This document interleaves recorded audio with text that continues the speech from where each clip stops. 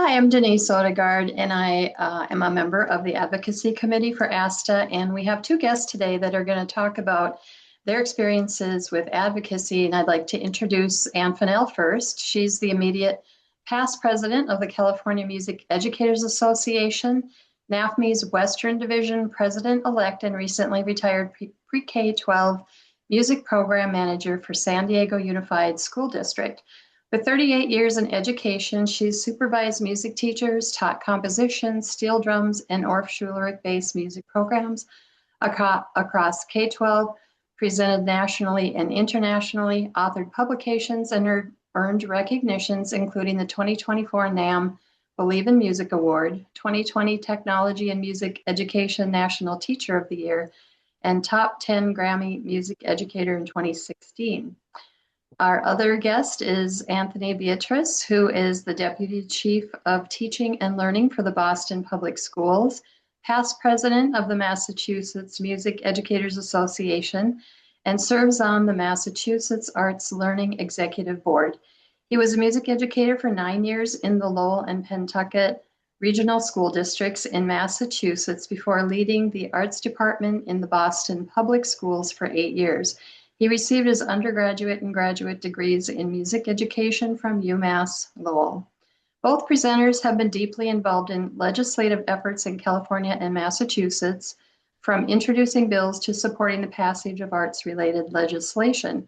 We're fortunate to have them here today to share their expertise and help you gain insight into how the legislative process works.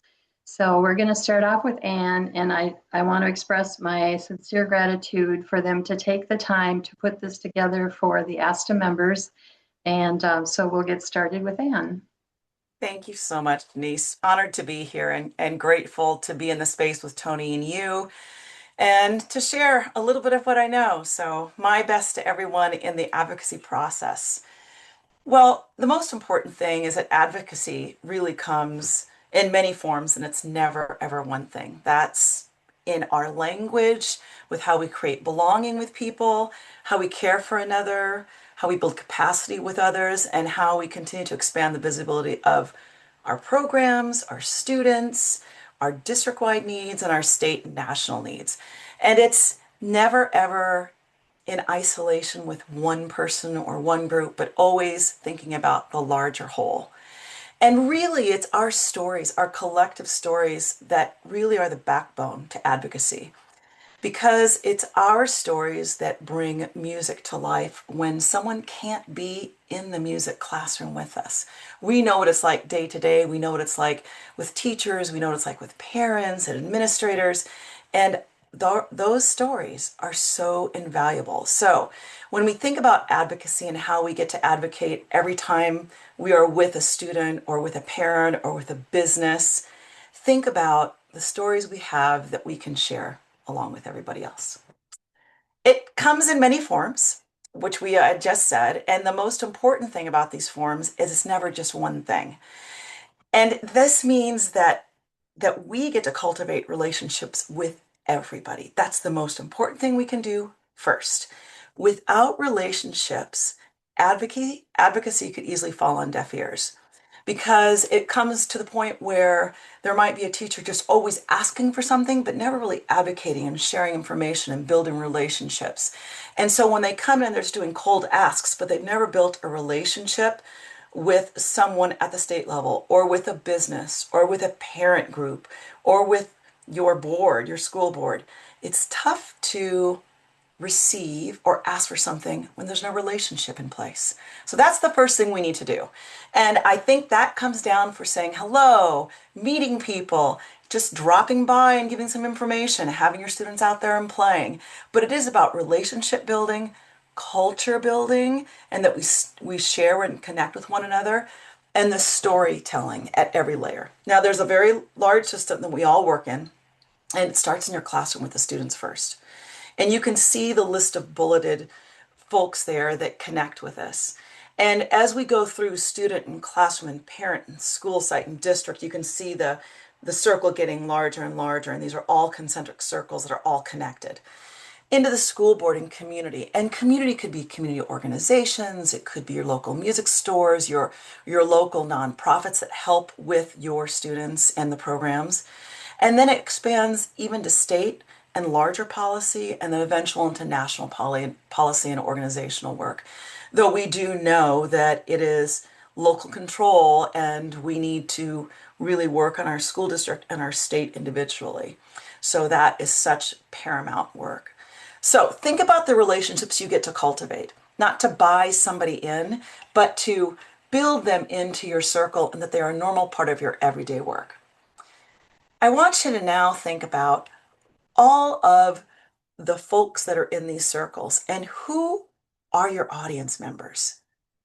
Because if we're building relationships, we get to learn about these folks, what their needs are, and understand how they function within the system so that we can then connect our need or our ask or our celebration to all the folks connected to that with stories and data that are best going to connect to the given audience. So we know that stories inspire and data informs our advocacy message, but if we align our stories and data to audience members that aren't present for us, then it's missing the mark for those people that want to be connected to it or that we want connected with it. So think, if I am going to be relationship building or helping someone along or understanding, trying to share information about what our needs are, who are those audience members and how do they like to receive information? Do they want to see it in a letter? Do they want to see it in a phone call? Do they want to see it in student work? Do they want to see it with parents? Who are the people and who are those folks in the audience, given your district level or your state level? And how do we connect with those folks? So know your audience. That's very important, what their needs are in the system. I want you also to then to think about all the possibilities of why we say stories inspire and data informs. We need both in any advocacy message. Stories inspire us because they really make the data and information human. In other words, they're making it concrete for us. Let's be real. Music is ephemeral. It leaves us, and that moment in time leaves us, and it's hard to explain what that is to somebody. So we have to make it concrete for someone who's not experiencing music firsthand. So how do we get that data and that information and make it human for our audience members to understand what that might be? And we want stories because they invite us to connect emotionally. It's what pulls us in and stops us to listen. I know I get moved by powerful stories, and then when I can connect it with that important data, it doubles down in my mind. Again, we are making what is abstract or ephemeral or leaving and not available to others to experience or who have never experienced it. We're making these benefits really concrete for them. And they are memorable, they're repeatable, they help us understand what's possible, they help us be in the shoes of a child for that could be like 30 years away from us because we've been so far out from elementary school, but it helps us understand what it's like to be this person in a classroom. They also reflect equity and access so that we're not talking just about one person or one group, but we're talking about the need of all students so that no one is ever left out. And most importantly, these stories that inspire us, they need to align with your school, your district, and or your state's goals. So what are those? Like I would never ever do an ask if it's outside of what my district's goals might be. So I am really keen to know what are my district's goals, what are my state's goals, what are my organizational goals, so that my ask aligns with those goals, that mission, that vision. And then people find themselves, our audience members find themselves inside those stories because they realize the alignment. And it's not something outside of what they would ever do. And then when everything's aligned, these stories help build vision and hope. We get to build hope for all students in music education when our message is really cleanly aligned. I want to go back. I want to actually, no, I am right in the right space here. Looking at my next slide, I want to talk about how stories inspire us with data. And they come in four possible areas. And the data and stories, again, are married together. This is really important. They come down in kind of four overarching areas. One is academic achievement and attendance and experience. So academic achievement is very data oriented. You can say who's graduating, who's not graduating, how many graduates are in the arts programs or in music programs. We can talk about attendance rates because those numerically are very easy to gather. And then what is the personal experience of belonging in a group? That might be more on the qualitative side, but it aligns with if they're enjoying the experience and they're loving the folks they're with, they're going to show up to class. So they do align in that realm. Also think about stories within relationships, stability, and community. How are the relationships connecting other organizations coming together into the larger community so that our programs don't function in isolation from one another? Stories also align with personal growth and self-efficacy. And we know that districts are gathering this information with students. How do they feel about coming to school? How do they feel about school and the programs? And how are students growing as people? This is important because we're thinking about education now to support careers in the lifelong practice of education, the lifelong service of learning. And what are those executive functioning skills that we know students grow in because of music? And that can be quick surveys that we see students growing in. And you can talk to your district about gathering them, but you can also gather that information informally in your own classrooms. And then think about our creative economy. Where do your students and your program and your school district fall within the creative economy of your town and your city and your state? And how does this align with workforce development to ensure that these people are employable over time? Because that's really the trajectory, right? It is not just the moment of education and experiencing music, but what are they going to do over their lifelong goal in education to become contributing members to society? So we are not in isolation of that. And these four topic areas really help us align and see what's possible to gather stories in. My next portion is a short video that I'm going to show you. And I love this video so much. This was taken last spring. It's a fifth grade student. They did a gathering exercise in this fifth grade honor orchestra. There were some fourth grade students there as well. And this student received the most signatures in one of his boxes of gathering information of all the individuals in the entire orchestra. And as a result, he was able to lead the warm-ups for rehearsal.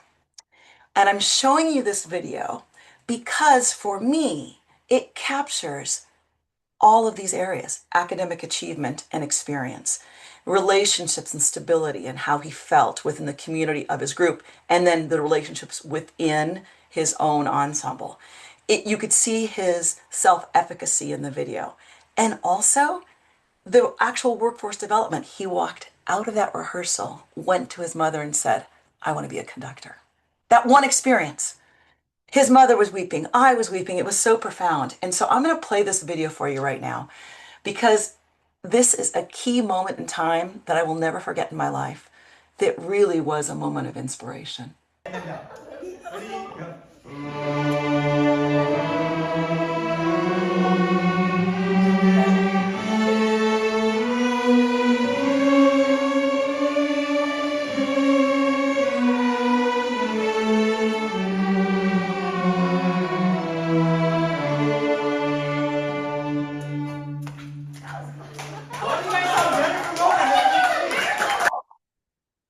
When I see his face at the end and how he was hitting his chest and cheering them on, and he was so excited, it for me was 30 seconds of putting that all together in one space of a message. And that video was truly him coming to realize his possibility as well. I showed him the video afterwards, and he wanted to see it over and over and over again. He was so proud of himself, but he also saw himself in a new light. It still, to this day, gives me goosebumps, and his mother as well. So find those moments in time that you can share with someone where you feel that this video, this picture, this moment in time is encapsulating of all the possible ways that stories can inspire and data can inform. So, qualitative and quantitative. This is important because we have different members of different groups in all of our audiences who might be listening to our messages. Okay. Some people want all the feels and they want all the stories and they can put it together as if they want to be in that one space in that moment in time. And if you're someone who might be more of a numbers person, counting on data that turns into dollars, you might want quantitative data. You might be that audience member who goes, yeah, that's great, that feels good, but what about this information? So this is why we have to merge our stories of advocacy for both, because we need to know who's in our audience. And honestly, while the stories inspire, if someone's never felt what it's like to have a musical experience as profound and personal and relationship building and shared humanity, if they've never felt that, they might just need that number to understand it. Then they'll understand the qualitative part. But we need to create a story for both so that every audience member can actually see what's possible. My next slide really talks about understanding how to build an advocacy statement. Now, I want you to think of this as not just an advocacy statement of an ask, but also a relationship building. I do think it's wrong when school districts suddenly get barraged at a board meeting because someone's program's being cut and they've never heard about this program before, or these teachers, or this program, or the music, or the art, whatever it might be. And suddenly it's people like, who are these folks? Well, it's because they never built relationships first. So think about an advocacy statement that is a process over time, that the first thing you should ever do ever again, as I had mentioned, is build a relationship. So maybe your advocacy statement is at a school board a school board meeting, excuse me, that's just about relationship making. Saying, hello, I just want to share the joy of my students and their attendance rates. And it shouldn't be you. Let me just reiterate that. It probably should be a parent. I don't think that the best person to present at school board meetings are ever the teachers, but really about the parents and students and community partners. So I'm going to restate that again. The teacher should really not be that person presenting. But again, those students, the parents, the community partners that are aligned with this. So it's a relationship building. It's saying, hey, check out these programs and we invite you to our next concert. And we want to share with you the joy of these students and kind of following then these bullets you see on your screen to make a statement. If you're going to go for an ask after the relationship building, then it's also important to follow these bullets. Think about what is your goal of your advocacy statement? Is it about relationships or is it about an ask? Open with a story that's going to connect the why, knowing your audience members. Transition your story to some aligned data, whatever that might be. Make a one sentence statement about the need or the relationship and some specific facts and details. You get to explain the why. Maybe it's the why is sharing the joy of music, or maybe the why is because we want all students to experience this program. It's up to what your need is. It for a relationship or an ask? Then you state your ask or your relationship need, and then you share a possible solution if it's needed, if it's an ask you need a solution for. And then you're going to close with a return to your story. And most importantly, is that you align your statement or your ask to a given time frame. Because if you're going for a 5 minute speech and you've been given a 1 minute limit, we have a problem. So they're going to cut you off and you might not even get halfway through it. I've seen school board meetings where someone goes up there with the best of intentions and gets sidelined and cut off within 2 minutes. So is it a 1 minute statement or ask? Is it a 2 minute statement or ask? Sometimes they'll change the time frames. Maybe you have to have both in your hand ready to go. Know your time frame. Also know the format. Tony will talk about this at state level, but think about, is it a letter? Is it a phone call? And how do you condense that into the moment, the appropriate length to make sure it's actually going to be read and or heard? That's very important to think of. Okay, how do we be present? Be aware and be present. Start building relationships now, because the more relationships you build, the more people will start to inform you, and the more you'll have an kind of an eye on what's happening. If it's for the school board and your school district, follow the agendas, even if you're not able to return to observe them and be present, and or the minutes. Maybe you have parents and students in local organizations that are present at school board meetings. I've heard of school boards where one person attends year after year after year. That one person builds relationships and also know what's coming down, and they're ahead of the game. Because let's be real, when a budget cut is coming, it's not ever a surprise. It's months of information prior to that where it becomes a flag for an educator to go, okay, something's coming down the pike. Because by the time it's come to the board, it's almost too late. So be cautious and make sure that someone is present for you and that you are also aware. And then when a need arrives, make sure you're pushing for all to advocate. Again, it's parents and students and local organizations, not the teacher at the school board, because then they're going to think you might be vying for your position or panicking for your position. That's not it. It's about what do all students need and what does our community need. And you're part of that mix, but let the community speak on behalf of you. Know the rules of the meeting and follow these. This is important. As I said, time limits are huge. Assume positive intent so that you're not going in with negativity, and you're wording with positivity as well, because the moment it comes off as negative and accusatory, using the word you and finger pointing, you will turn off everybody and your message will not be heard. So assume positive intent, lead with that positivity, and then create an advocacy message that's positive and not negatively worded. I think our positivity is the most important thing we can do. And also, we get to model. Even if it feels negative at the most hardest times, model positivity and seeking the positive and trying to look at multiple perspectives. I hope that helps with that. So, when you are looking at being present, think of it not just at your local level, but think of it at the state level too. Tony and I both have done a lot of advocacy at the local level and now at the state level, where we know that decisions for school districts are being made.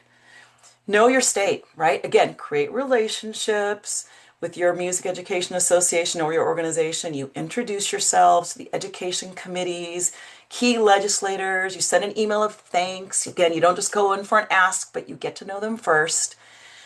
Know your legislative cycle.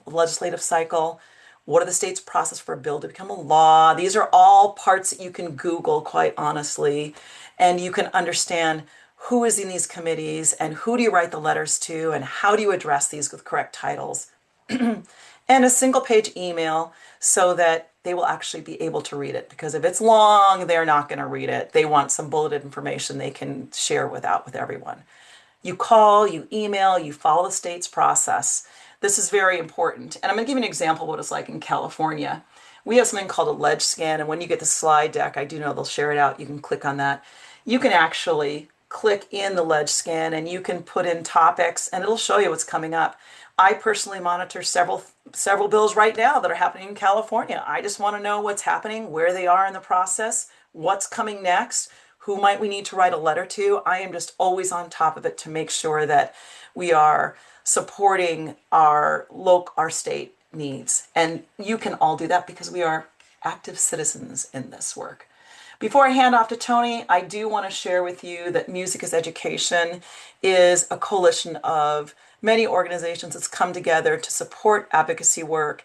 And check out that website. We do have an AI assistant on that site for writing advocacy letters, for support, and it's cleanly very easy. It's clean, it's very easy to navigate. Check out that website. You can connect with careers in music. You can connect with possibilities and things that are happening within states, but use that AI tool if you're creating your own advocacy message. So I'm going to stop sharing right now and I'm going to hand it over to Tony. Tony, teeing you up, and I'm going to have fun. Check your mic there, Tony. Thank you, Anne. This has been incredible, and I can't say enough how helpful Anne has been, in particular for us in Massachusetts. And I'll talk a little bit more about how Prop 28 in California has really been really the language within that, and the things that we have learned from you and others in California has helped us in Massachusetts so much. So appreciative for all of your work. So I'm excited. Thank you, Asta, for having me speak. I'm going to be talking about what we've been doing here in Massachusetts, specifically with the Lowell Mason Arts Education Equity Act. Here I have Paul Revere. We're going to pretend like he plays the violin. So the arts are calling, light the lanterns for the Lowell Mason Act. During the pandemic, Arts Learning, which is a nonprofit organization in the state, united the state's music and arts education organizations to strengthen our collective advocacy. And as we emerged from that period, our next move came into focus. We wanted to build on that momentum and take on a larger challenge by confronting the landmark 1980 Proposition 2.5 tax levy law. It's a Massachusetts law which limits a community's total property tax to no more than a 2.5% assessed value increase per year. And this has caused a huge pressure on music and arts education for nearly 45 years in the state of Massachusetts. And so from there, we launched our journey to create the Lowell Mason Arts Education Equity Act, named for the founder of public music education right here in Boston Public Schools, where I currently am. So step one in creating an advocacy campaign for your state level is to create a working group. And so we created a group of folks that was very intentional. First thing we did was we decided we were going to meet virtually, so that way we had representation from every region of the state of Massachusetts. We also wanted to make sure that we had representation from all the different arts disciplines, from art, music, theater, dance, media arts, everybody is represented. And then also ensuring that we have a regular cadence of meetings. And again, we do that on Zoom. And I'll talk later at the end as well. We use one Google Doc for all of our meeting minutes. We've been meeting since April of 2024, and it's been helpful just to have everything in one place. And then centering all of our meetings sort of on this framework here, thinking about how we collaborate together, what data we need to get, who we need to meet to talk about that data and get feedback on, and then what action we need to move to storytell that data. So our second step after we built our committee and we decided, all right, we need to dig deep and find out more about Prop 2.5, about arts education and where it's at in the state of Massachusetts. We conducted a deep data dive. We examined historical records going back all the way to 1980 when the law passed, Prop 2.5. We found some old articles going back to 1982 when the law was actually enacted and all these cuts were made to music and arts education throughout the state, all the way to now where our Department of Education posts every single year arts course taking data and staffing data for arts educators. And so we're able to take multiple years of data and draw some analysis from that. And then also we're looking at research from other states. So what has been approved recently for other states for legislation for arts education. We met with other folks. I was just talking about how we met with Ann Fennell to talk about what happened in California. We were also meeting with CJ DeAngelis from Sacramento, California. So we leaned a lot on Prop 28. Legislation, we researched what was happening within the state of Massachusetts. We talked to some of our legislators. There was no appetite at the moment to talk about time on learning requirements. Initially, when the group first met, we were thinking, all right, we're going to make it mandatory. Every elementary student will get a certain amount of hours for visual and performing arts. And at the high school right now, it's just a recommendation. We're going to make it mandatory. But it turns out that the legislators just don't want to go on that right now because there's a lot of competition for other bills right now with financial literacy, with civics, and it's just not in the cards. And so we really wanted to focus in on funding for certified arts educators and the supplies, professional development, and also partnerships. And then we were thinking about school district research, tracking budget and arts course taking trends over the course of multiple years, using that data in the previous slide. And then we want to tease out some of the financials, really digging deep at the school district level, picking in different scenarios. What does arts education funding look like in rural, urban and suburban locations. And then if we were to do different models of legislation, like with a 1%, 2%, 3%, 0.5% increase in funding, what would that look like? What would that mean for more educators, for more funding for supplies and PD? And then something very unique that we did was we tried to find superintendents who were former music educators. I like to say we're music educators forever, because they understand, our background and our vibe, and they were easy to talk to, that represent the rural, urban, and suburban backgrounds. And so we were able to meet with them throughout our process and get feedback from them what they thought would be the right fit, for a percentage of increase that wouldn't be too much, right? We want to go for an amount that would actually pass legislation. What is our North Star? And so we did come up with 1% as our North Star. That would kind of bring us back to 1980 levels of visual and performing arts educators in the state of Massachusetts. Okay, now writing the legislation. This was new, for all of us on the committee. And so we seek guidance from multiple state legislators. And I get to backtrack a little bit. Arts Learning, this nonprofit board that I'm on, and that also, I serve on Massachusetts Music Educators Board. We're a member of this organization as well. They have done a great job over the years. Every year they do an arts education award ceremony, and they always give an award, one or two each year, to legislators who support arts education. So they have done a great job cultivating a group of legislators within the state who support arts education and have amplified their support through social media. And so through that, we have a group of legislators on our Rolodex who we've been able to contact, and just get some feedback, and if not them, then their staff. And they were really helpful with giving us language. And then we also, we leaned on California, as I said earlier, to get language from them. And then also lawyers. And in Massachusetts, we have a group called the Volunteer Lawyers for the Arts. And through that, we were able to nuance. I think we went through 4 different phases of language. And then eventually, once we found our sponsor for the bill, it went through another round of edits, through a committee, before going off to the Joint Committee on Education.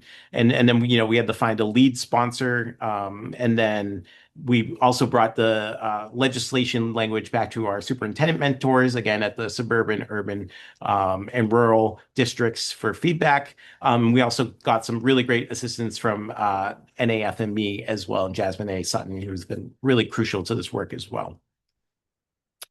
All right. And now, all right. So we have a bill. We're going to activate everyone. Our first goal was to get the bill through the Joint Committee of Education. And so I got to tell the story. The bill was actually sleeping for a good 5 months. We thought nothing was happening. It was stuck in committee, and it wasn't being brought up to have a hearing. And then one day I was really bored and I just had this intuition, I'm going to go online and I'm going to check to see where the bill's at. And then it turned out the hearing was happening the following Thursday. So I emailed the Arts Learning Board. I was like, oh my gosh, you wouldn't believe this. Emergency alert. We have to get everyone activated immediately. And so we did. And we got MMEA, our Music Ed Association, involved, and we contacted all the other arts organizations that's part of our collective impact group. And we got everyone in there. And we started doing the storytelling that Anne was talking about earlier, kind of taking that qualitative and quantitative data, putting it together. And then we went on a roadshow as well. We created a Q&A Google Doc talking about the impact data that 1% increase in our formula for foundational budget, that's what we call it in Massachusetts, what impact that would have at the rural, suburban, and urban levels, specifically for arts education. And similar to California, 80% of that increase would go for certified arts educators above and beyond what school districts are already paying for this year. And then the remaining 20% would be for supplies, professional development, and for partnerships. And then based off of what we learned from California, we would add language. We have language in there about having new positions added to our state Department of Education, who would focus in on making sure that districts were actually using the funds correctly every single year. And so that was also an important piece. And so all that was in there, along with who to go to within your community to activate them. We started also in Massachusetts, our Music Booster advocacy group. And so Allison Rotman, who's our MMEA advocacy chair, she started meeting with all the different booster groups in the state and creating a coalition that way as well and activating that group. And then we started a voter tool. So we worked with NAFME. We have an email voter tool. We were also asking folks to write letters. And then our latest round, which was really cool through NAFME, was doing phone calls. And so where you could put your address in, and then it puts your state rep and your state senator phone numbers, and you hit a button, you get a phone call back, and we provided a script, and then you give your story right there. So on the bottom right is actually our arts education, arts learning award ceremony that happened last month. We took what we called an advocacy pause, and we went around and we had everybody make phone calls to their legislators in the actual event. Like we took 20 minutes out of the event and had folks advocate that way. So that was really special. And then we have photos in here also from our Hill Day. We brought back our Hill Day for the Mass Music Educators Association. We tied that in with our advocacy work of the Lowell Mason Arts Education Bill, etc. If we can get to the next slide. All right. Now things are getting a little bit interesting in Massachusetts. So we had our joint hearing of education about a month and a half ago. It went really well. However, for the first time in 45 years, there are rumors that the Chapter 70 formula and the foundation budget formula for schools might be looked at. And so what we're being told is that any legislation that has to do with school funding might be put on hold. And so we're also being told, but that's not a reason to stop. It's, in fact, a reason to turn the heat up. And it's a good thing that we started these conversations when we did. So it doesn't seem like we're randomly trying to advocate for the arts just when the topic of school budgets is coming up after decades of not being talked about. And so we applied for a grant from a local funder over the summer, and we just got approved for it. And so the timing could not be better. And so we're going to be bringing on a project manager, somebody to handle our social media, so that way we could start advertising and doing more of that qualitative and quantitative storytelling and amplifying that out. Right now, we've been only amplifying on Instagram and Facebook, and we want to extend out onto places like LinkedIn. And then we also want to activate our other nonprofit arts organizations that are part of our coalition. And we want to do that through mini grants. So like our arts education organization, our dance education organization, they know how to activate the folks that are in their organizations best. And so, like, I know MMEA, for example, wants to start a podcast, right? So what if we were to give them a $500 grant to do that? And so finding ways that's unique to each of the disciplines for them to do that. And then I just want to briefly talk about all the lessons that we've learned over the last I guess it's a year and a half. April 2024 is when we started this. Keep your coalition partners in the loop and engaged. Something that we did not expect and sort of forgot is that all of our partner organizations, they're all nonprofits and they all have presidents and they get voted off. They're only there for 1 or 2 years. And so we did a really great job engaging the presidents in that moment and not the president-elects. Right. And so it's really important to make sure you bridge that gap and have the conversations as well with folks who are going to be coming onto the board in leadership roles for president or advocacy chairs for the other nonprofits who are part of your collective impact. We also really leaned in on interns. We had some interns from Endicott College and from UMass Amherst, and they really helped us with that data collection.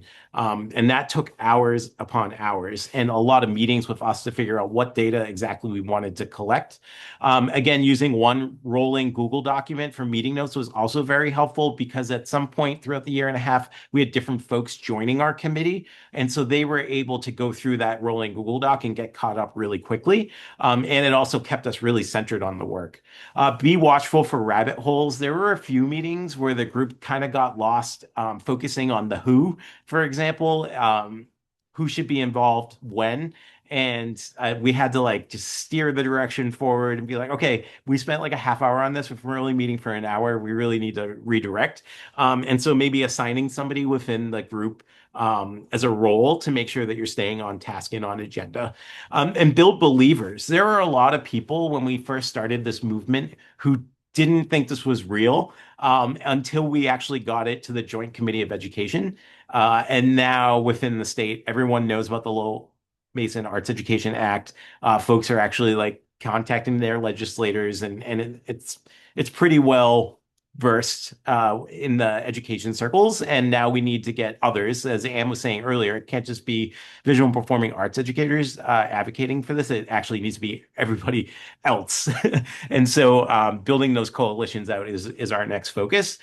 Set up Google Alerts and check your state legislative website constantly. Anne was talking about having that alert system scanner to give email updates as well, because like if I didn't check that update on the website, I would have never known. We might have missed a Joint Committee of Education hearing, which would have been just a total misstep and a total waste of time after spending a year leading up into that joint committee meeting. And we would have thought that our sponsor legislator would have contacted us, but they didn't even know as well. And then get ready for winding roads and a few speed bumps. So for us, like we did not expect that there would also be a conversation about overall education funding in the state of Massachusetts. We also heard that like Prop 2.5 for the first time, the governor is thinking about changing that 2.5% tax levy. I mean, no governor, Republican or Democrat, has ever brought that up ever since 1980. I mean, you can Google it, you could do a ChatGPT search. It has never, no one has broached that. And so it's just really interesting times for us. But again, we're ready and we're prepared. So that's where we're at currently in Massachusetts. We're about a year and a half in. We're nowhere as close to getting the legislation approved yet. I think we're in a good spot. It's a long road, windy and bumpy, but we're really excited for the work forward, and we've built a coalition and excitement within the state to get this going. And year after year, especially the last few years, towns, municipalities have been going for what we call a Prop 2.5 override. So that's when the town or the city says, all right, we need more than 2.5% increase in the tax levy in order to keep the services level funded. And more than half of the ones that have gone for vote have not passed in the past few years. And so it's just becoming more and more timely, and we got to do more work to save arts education in Massachusetts. So thank you for this time, and please reach out if you have any questions. I'm going to pass it back to Denise. Okay, thank you both for your inspiration and the hard work you have done to do things people have not done before. And I can say, the three of us have had the opportunity to go to the Hill in Washington, D.C. and talk to our legislators and have that experience. So we have that 10,000-foot view.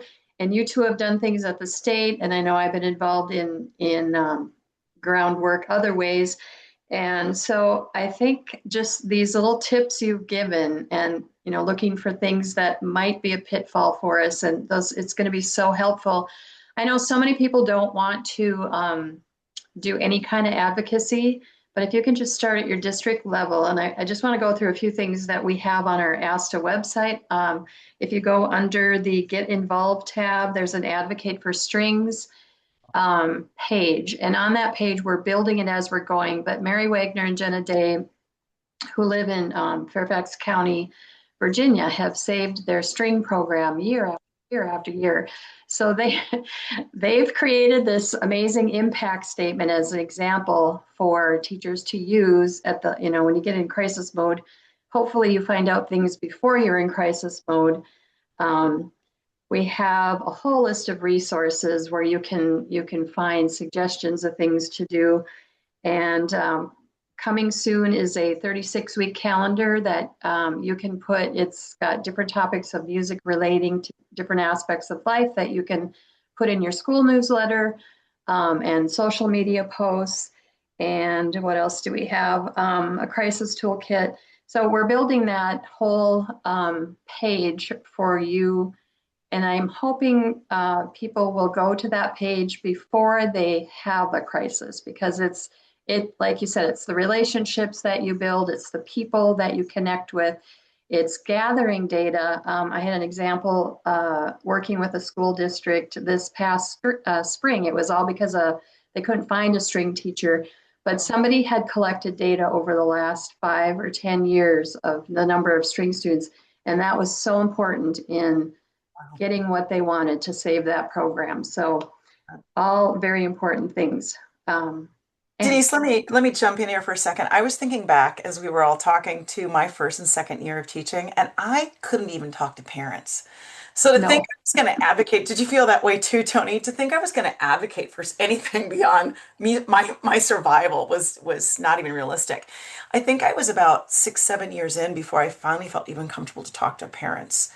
So you give yourself a little bit of grace and maybe a daily practice of talking to parents. If someone had told me that the first 2 years of teaching, I think I would have done it.